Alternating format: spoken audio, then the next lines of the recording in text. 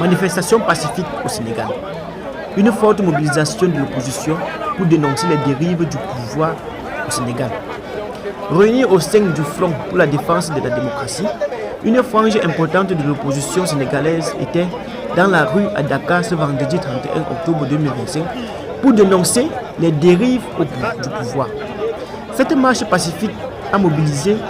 des dizaines de milliers de citoyens selon les médias locaux. Des citoyens exaspérés par la cherté de la vie et les multiples atteintes aux libertés et à la démocratie. Certains manifestants ont appelé au départ du Premier ministre Ousmane Sonko, qu'il accuse d'avoir trahi les espoirs de changement suscités par l'élection de son Excellence Bassirou Diomaye Faye à la présidence de la République du Sénégal fin mars 2024. Des pancartes et le tricolore sénégalais en main, les manifestants ont scandé des slogans pour une justice sociale, le respect des libertés et des droits fondamentaux qui fondent la démocratie dans ce pays. Ils déplorent aussi la détérioration du pouvoir d'achat et appellent à des réformes urgentes pour soulager les ménages. Cependant, c'est plus le Premier ministre Ousmane Sonko qui se trouve dans le viseur des opposants. Il accuse le chef du gouvernement d'avoir trahi les espoirs du changement et de n'avoir pas su répondre aux urgences économiques et sociales du pays. La marche, encadrée par un impressionnant dispositif sécuritaire, s'est déroulée dans le calme.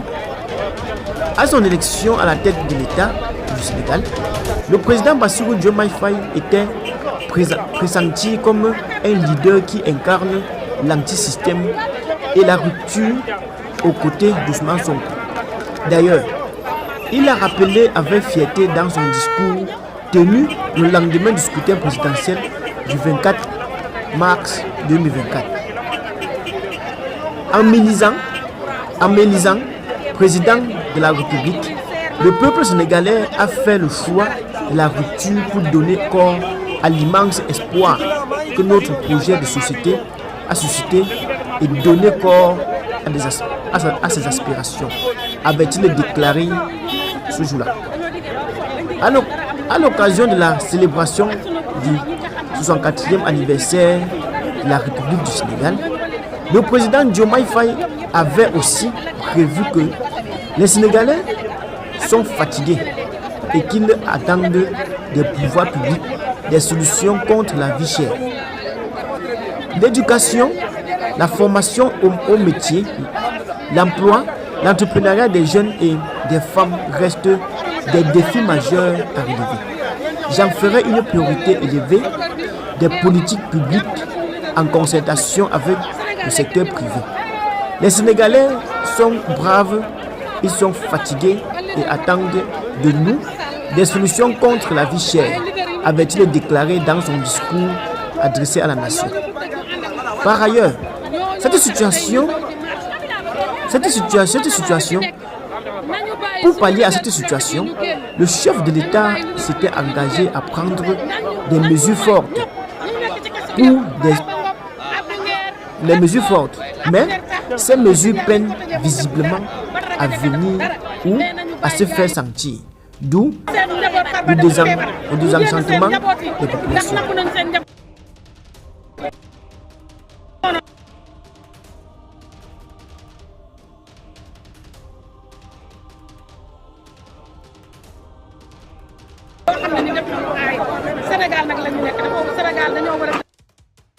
Sénégal amatul léegi daal ñu neex waay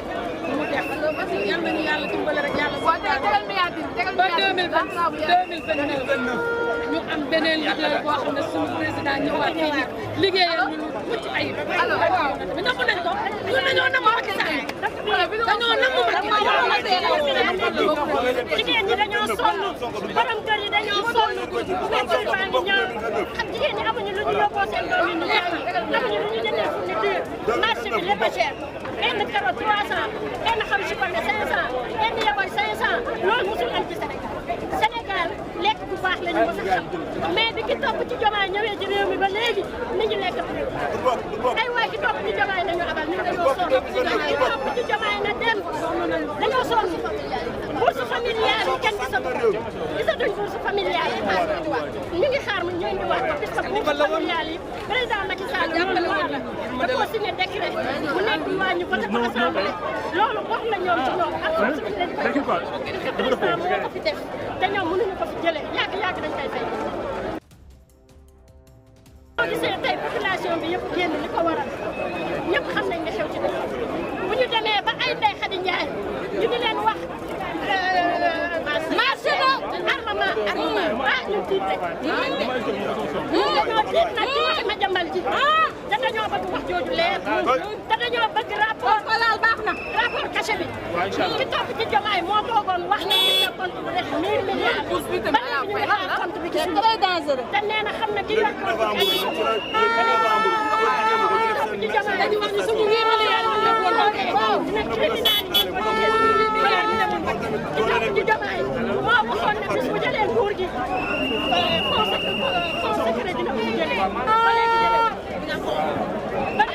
ko lu ci noonu kon tey jii li ñuy ñaan yàlla mooy ki topp ci Diomaye ki topp ci Diomaye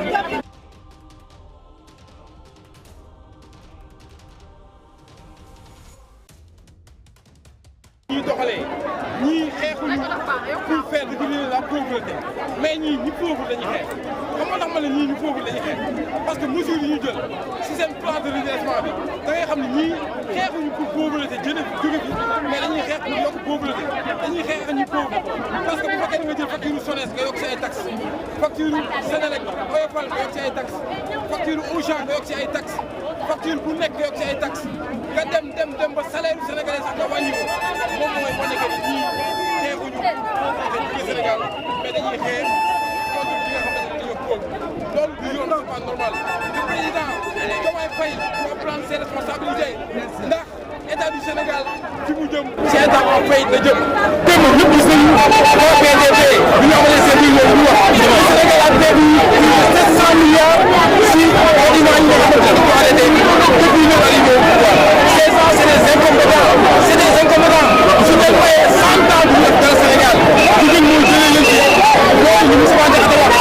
Sonko c'est la caisse Diomaye c'est le choléra il a parfaitement raison Sonko c'est la caisse Diomaye c'est le choléra ñaari feebar yooyu nag bu national yi amee ñu leen ciy jëlee Sénégal yi sonn nañu ñii yokkuñu emploi mais dañoo tax ay nit am ñu di wax cellule digitale présidence à l'époque ñu am ci biir licencié je ne travaille plus te man à cause de Diomaye si incompétence parce que bu ñu jëlee foofu am na ñeneen ñu dugal tey gis ngeen ci de la présidence ñu ne 70 milliards c'est pas normal le peuple parle qu'elle passe